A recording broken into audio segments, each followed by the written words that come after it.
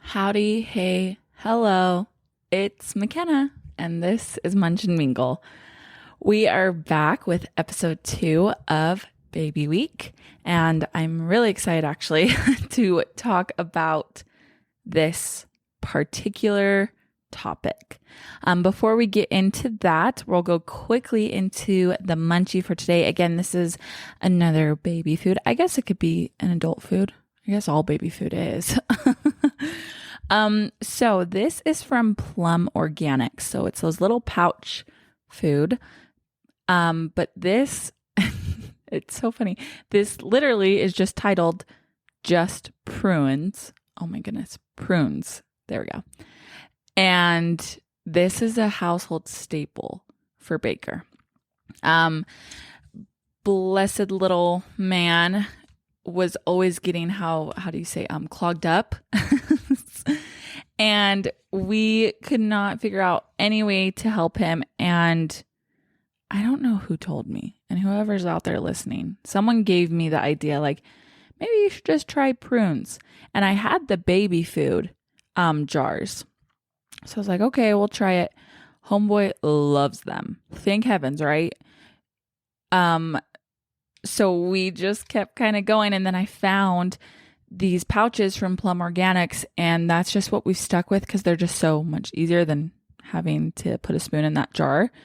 And now, I mean, we still have a pretty good stock. Like he has about 2 or 3 of these a week.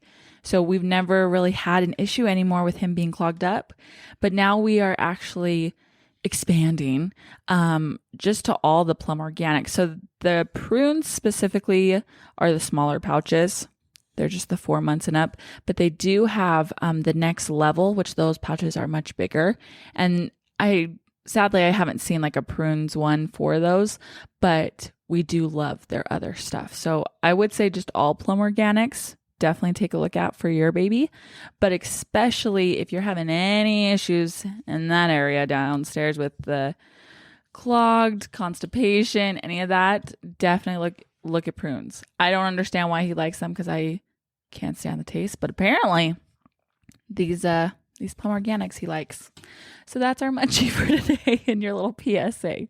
All right, on to our topic. And this is going to be a quick episode, but it is something that I'm very passionate and I wanted to speak on. So it is about sleep scheduling or having a sleep routine with your baby. Just a little backstory.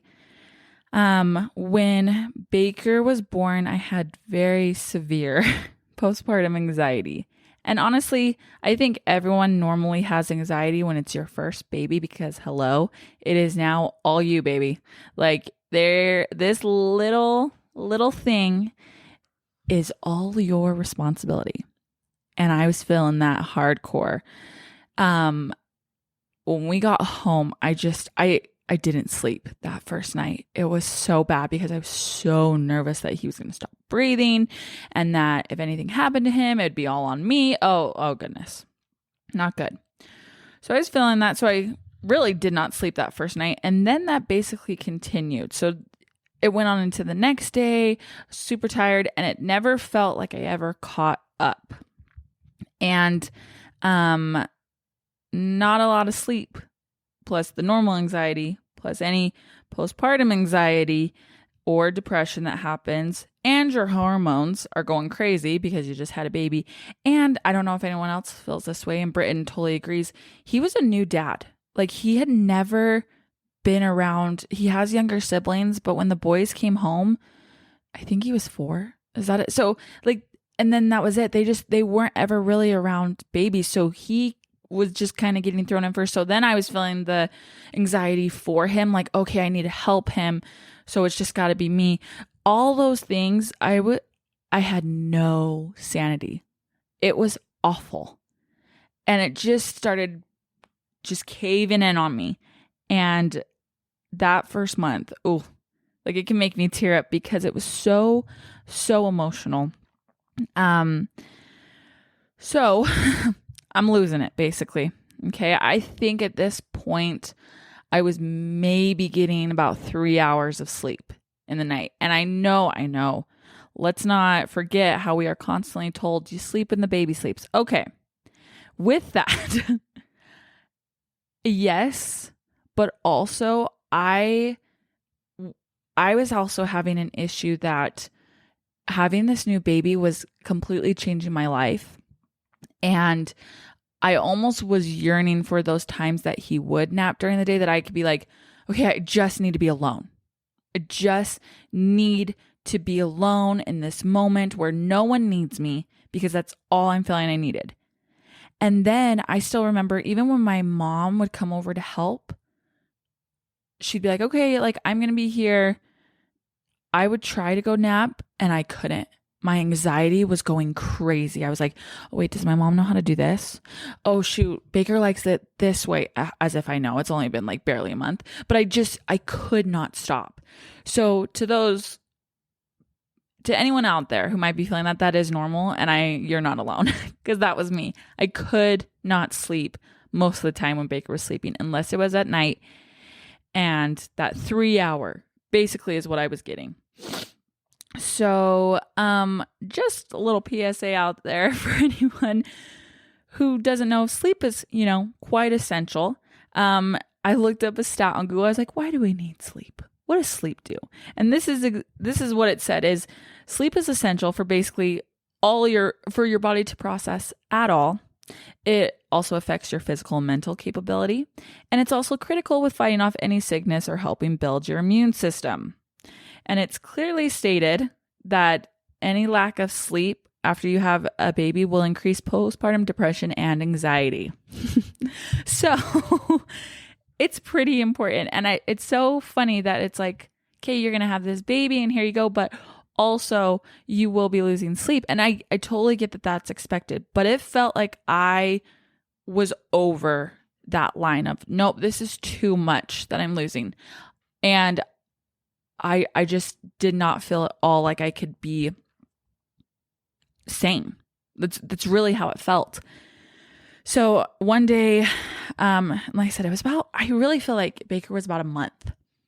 I don't know how I got to this point, because even looking back, I'm like, how did I not just drop dead? Because it was awful. And I obviously must have like had a little nap here or there. So I guess I would just say the 3 hours consistency, and then maybe like a little hour here or there in the morning time. So anyway, I'm on Instagram and I'm scrolling through stories, and I see a girl, she's an influencer, who had a baby who's like, oh gosh, was it a week or two younger than Baker? And she posted something on her story like, baby boy slept 8 hours. And I lost it. I was like, something's wrong with Baker. Why on earth can she have her baby boy, who's 2 weeks younger than Baker, already sleeping 8 hours? I can't get longer than 3. I need this. Like, it just totally broke me down. And I was so jealous, above all, like the anger that I was feeling. And it was so bad because, again, with no sleep, everything is crazy. You feel like a mental person. So I go to the next little page in her story, and she has a picture of this book, and it's called Baby Wise. And all of a sudden my mind hits, my aunt had sent me this book before Baker was born. And she sent me a text. She said, I'm going to send you this book. And I swear by it. I have 3 kids, and I think she has 5 kids total. But her last 3, she used Baby Wise, and she's like, I swear by this. So I knew I had it, and I was like, you're kidding me. So I ran to go get it. I was like, I will take 4 hours at this point. Okay. I need anything, just anything more than what I'm getting. And so I quickly went through it, because I knew there was like a scheduling part. So in the middle of the book, it separates like how big or how many weeks your baby is, and it kind of shows you a schedule for that type of week old baby. I cannot talk. Anyway, so I skipped to where Baker was, and that instant I was like, okay, it says right here, do this. Now, here's the thing. I mean, all the schedules are basically the same. The only difference is when you get with certain different weeks. Sometimes you'll lose naps. So obviously when they're younger, they have more naps. As they get older, you have less naps. So that's basically what that schedule thing was doing. I also used what's called the Glow app.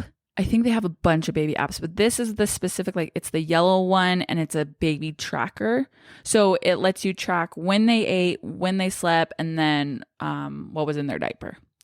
So I was using that, and I like went on the schedule and like set my alarms to be like, okay, so just to give a little backstory to what BabyWise is and kind of what it teaches. The gist of it is babies' sleep schedules are not figured out when they're born, but there is at least 1 4-hour stint of sleep in every baby's 24-hour cycle. So it's just basically, are you choosing to have that time in the daytime or the nighttime? At this time, I clearly was doing the daytime. I would just let him sleep.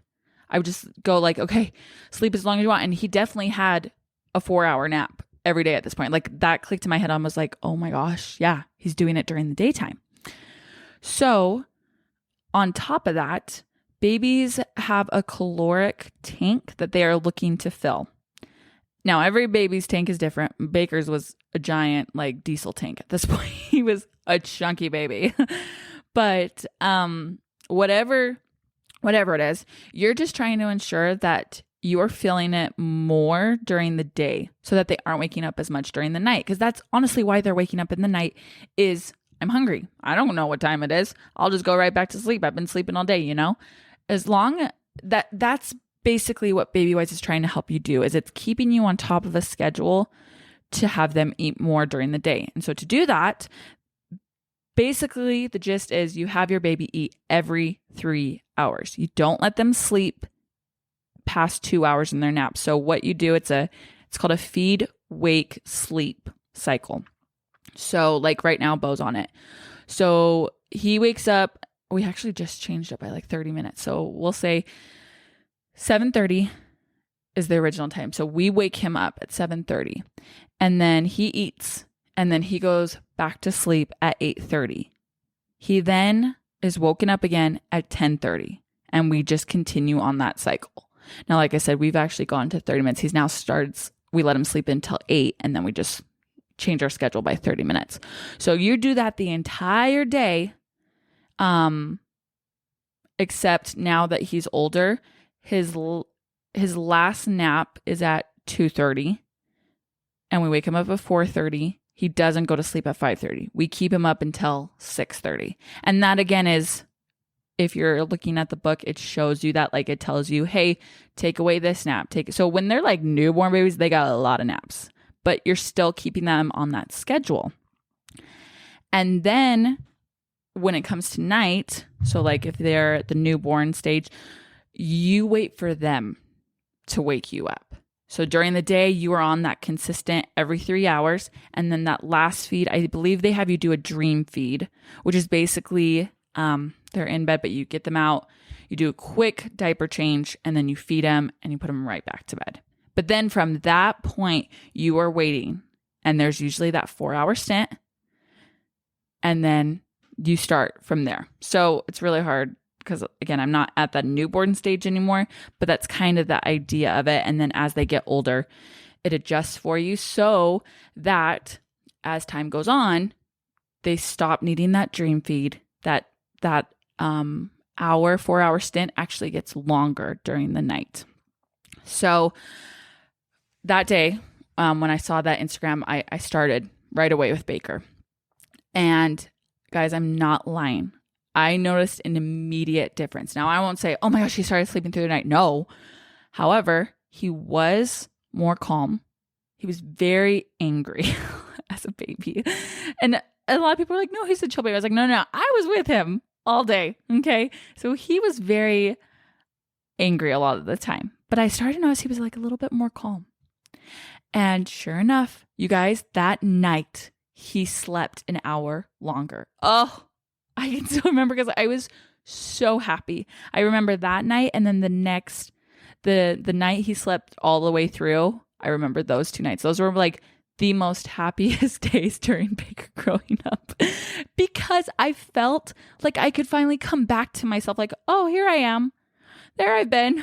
I've been gone because this crazy person has been taking over my life. But anyway, so after that first night, I was like, okay, yeah, we're definitely sticking to this. And I even have another story. One of my friends who just recently had a baby, she had the same thing. I had given her baby wipes for her baby. She didn't use it right away, but then I think it was a couple weeks after, same thing was happening to her. She wasn't getting as much sleep. So she used it and she texted me and she's like, McKenna, I used it and I noticed a difference in the first day. And I'm like, see, I know. I don't get it, but yes, I do. Babies, just like us, thrive on structure. And especially in this case, Baker, still to this day, is a routine baby. He knows when things are off. He knows when we don't do things, and it totally messes up his day. And I don't know if I can blame that to baby wise, because I feel like Bo is actually, like I said, we kind of switched with the 30 minutes and he's pretty good, but also I'm not mad because it helps me stay consistent on a routine with the boys. So, all right. Anyway, so like I said, we kept doing, this routine with Baker. And you guys, I will say by the time he was 2 months, he was completely sleeping through the night. And I was shocked. I just was like, this cannot be happening that fast. But it is. And it did. And from that point, like we just kept going up and to where he is now. So he's 18 months. And he has a bedtime. And all we have to do is we go lay him down on his bed. And you guys, we're doing the Montessori style. And that was just because his crib got too big when we moved and we didn't have a bed frame. And I really liked the idea of the Montessori. So I was like, we're going to do that. So basically it is your bed's on the floor. And I was nervous. I was like, okay, like not only I was freaking out, I was like, Baker's going to fall. It's not even that far off the ground. But I was like, he's going to get out of bed. Now, don't get me wrong. Some days he will get out of bed, but he's just around his room. But most of the time, we just lay him down in bed. He has a very specific blanket. We give him his binky, say goodnight, and he goes to sleep, you guys. I honestly mean it. And I give that all to baby-wise. I give that all to sleep scheduling because I know a lot of people who can't do that, and it's so sad. I actually get really emotional about it when I hear other moms or dads who are having issues with, their kids not falling asleep, and I feel for them. I empathize with them. I sympathize with them because I'm just like, I totally understand. And I was there, and it was insane. It really was that. And it's still hard though.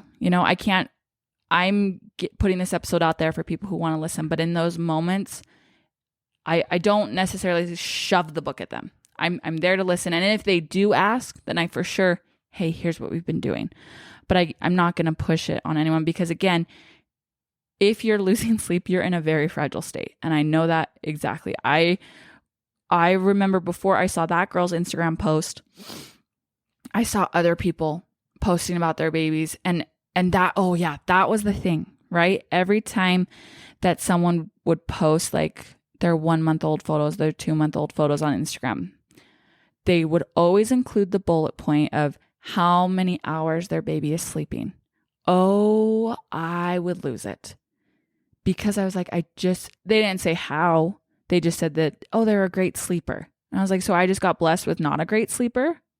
I don't get it. So from that point that Baker started sleeping through the night, I never posted that. I don't think I ever will say, I mean, obviously I'm talking about it now, but I would never post it on a place like that where it's just freely anyone can see because the damage that did to my head when I was like, wow, I guess I just got a baby who doesn't sleep and doesn't work right like all these other babies. It was so wrong and it shouldn't be that way. So I'm that person who says, don't post on those because you don't know another parent who is dealing with it. But like I said, I have obviously talked about baby wise now. And that's kind of where I just say, he's sleeping through the night now. Here's what I used. Because if I talk about it, I'm definitely going to say, here's what I used. Not just, well, my baby's a great sleeper, because that is not the case. He had to be trained that way. And I'm full-heartedly stand behind that. Now, I just said the word train, and I want to talk about technically sleep training, because I felt like there was a lot, and still is, a lot of backlash against sleep training. And I was really confused. I was like, why? So I looked it up on Google and I said, what are the negative effects of sleep training? And honestly, every single article, the only thing that they could talk about was the damage of crying it out, or at least in their defense, why crying it out is not good. And honestly, when we started doing Babywise, I really didn't let Baker cry it out. So I guess I would say I was doing the gentle sleep training route. Honestly, our routine was when it was his bedtime, we went into his room, we had a chair, we had all the lights off, the sound machine was going, and I would feed him in his room in the chair. That was his last feeding of the night. He's in his pajamas, diaper changed, like everything is ready to go. So we would feed him. After he was done feeding, I would sit there and rock in the chair. That was like our nighttime routine. And basically it was for every naps, I would say, as well. But then he would fall asleep. Now, I don't know if that's because we set up the ambiance of the room. He had just had a bottle. Like, that is what the routine was. So most of the time he was already falling asleep in my arms. However, when we started moving further, I still don't even think I really let him cry. I would still rock him. And that's hilarious, because that's kind of what sleep training alludes to. Like, we're helping you not have to rock them. Like, they want your kids to be independent sleepers. That's basically what any sleep training cycle is doing, is helping them learn how to fall asleep by themselves. I would say it was not until he was close to a year that we finally then would still get him in the room, sing him a song, rock him a little, but we were then putting him in his crib awake. And there were times, little bits here and there, that he would cry. But at that moment, it wasn't like a full-on battle. And I think it's because he had been so used to it. Like, he knew, okay, this is my sleep time. Yeah, okay, I mean, I'm kind of awake, so I'm going to cry a little. But then he just started falling asleep on his own. So I would say I probably didn't even do it as right, because it was closer to a year before we really even started doing the quote-unquote cry it out. But if it ever got to a point, and some days they did, and that's when this is also why I'm grateful for sleep training, because it would help me know different cries. Most of the time, Baker was not hungry because he was getting fed every 3 hours. And his diaper was getting changed. Like, we had that routine. So I remember and it was a week, we would put Baker down and he would lose it, like full on screaming. And instantly I'm like, okay, something's wrong. This is not normal. And we would try to diagnose it with the same things that we did when he was just fussy, but nothing was working. And it's okay, we need to call a doctor. Something else wrong. Like, I knew right away. Sure enough, kid had a double ear infection. And every time you would put him down, that pressure would build up. But we were so much quicker to diagnose that and then letting it sit and just chalking it up to, well, he's being fussy. Okay, I guess I'm just going to have to, hold him the rest of the night, when it's like, no, actually there was something. And as soon as that got cleared up, you guys, he was fine. He was totally fine. Just went to sleep. So the whole crying it out thing, I totally understand. And it's hard. So especially when it's your first baby, because it's so hard. It was so hard for me to hear Baker cry. So I would suggest just starting with the routine then.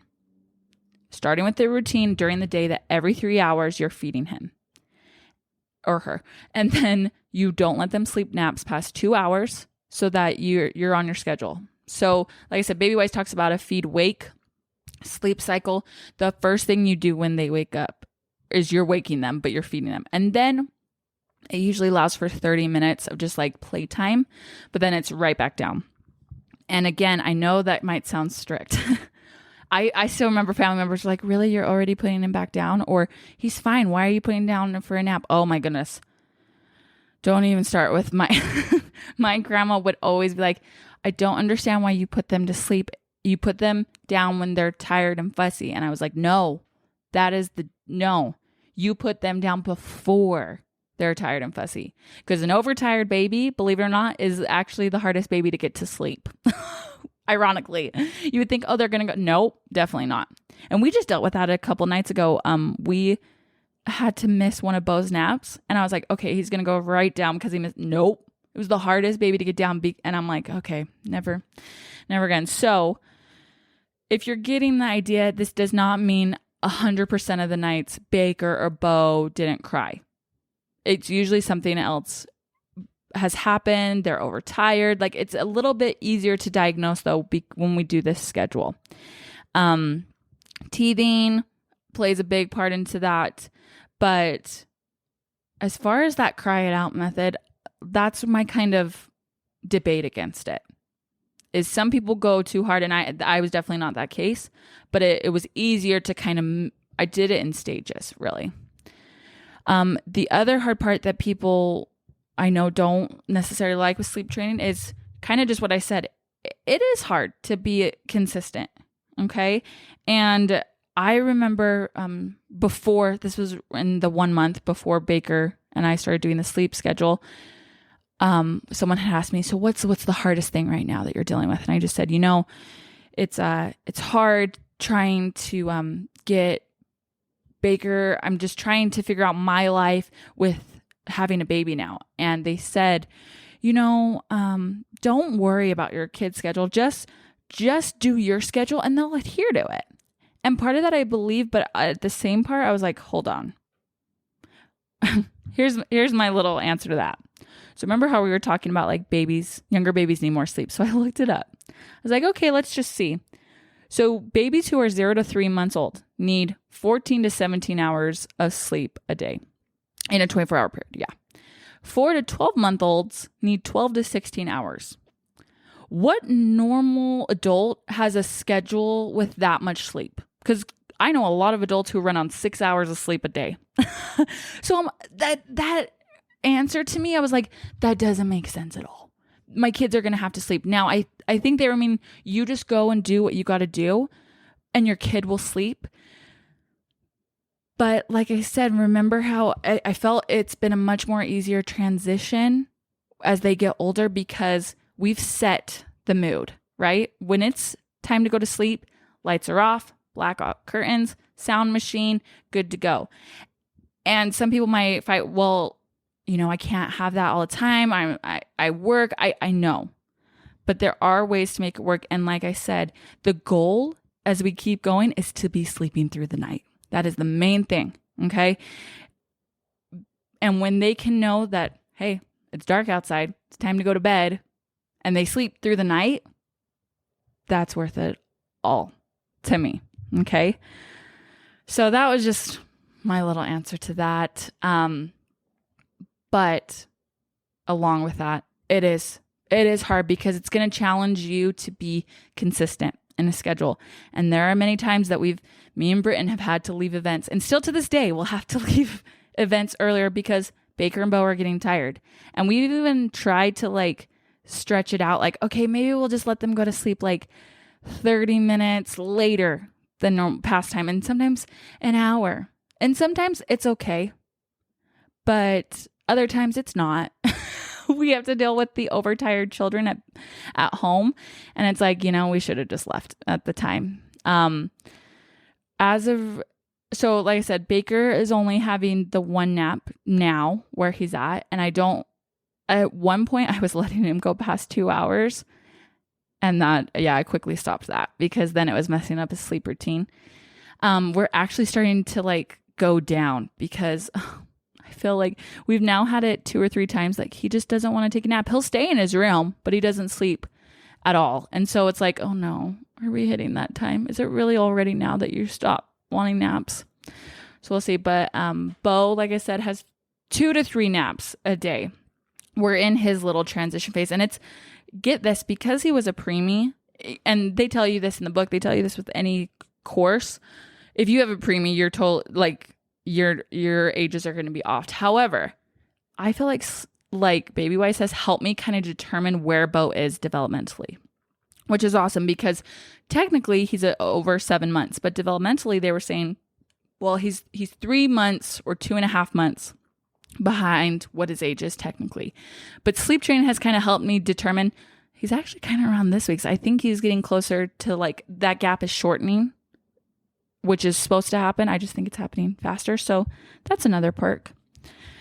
But just to look in our life now.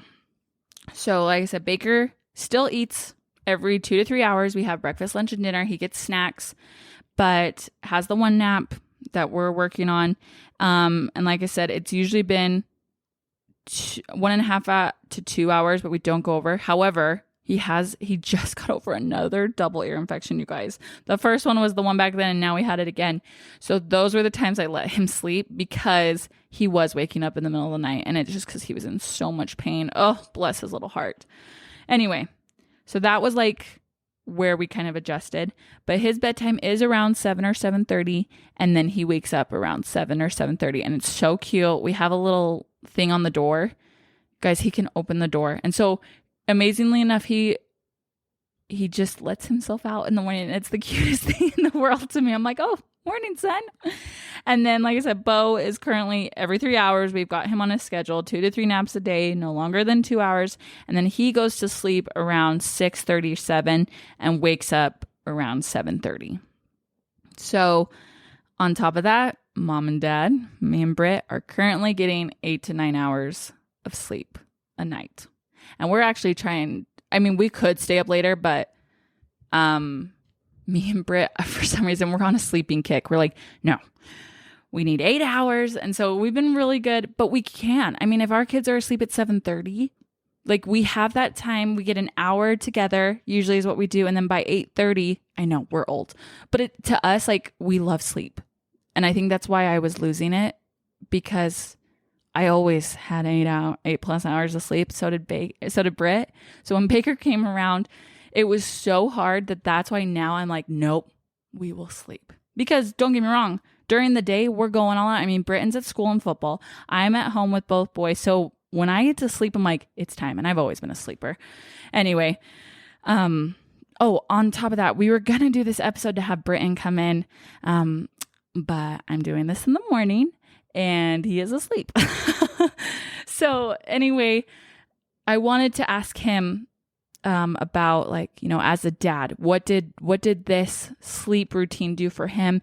And he swears by it, you guys. Like, he all the time is like, and that's why you put your kids on a sleep routine. That's why you sleep train your kids. He's had teammates come up to him and been like, so, you know, they've got kids and they're talking like, so how many hours are you getting to sleep? Because men talk about that, and he'll say, yeah, I'm getting 8 to 9 hours of sleep. And his teammates will be like, what are you talking about?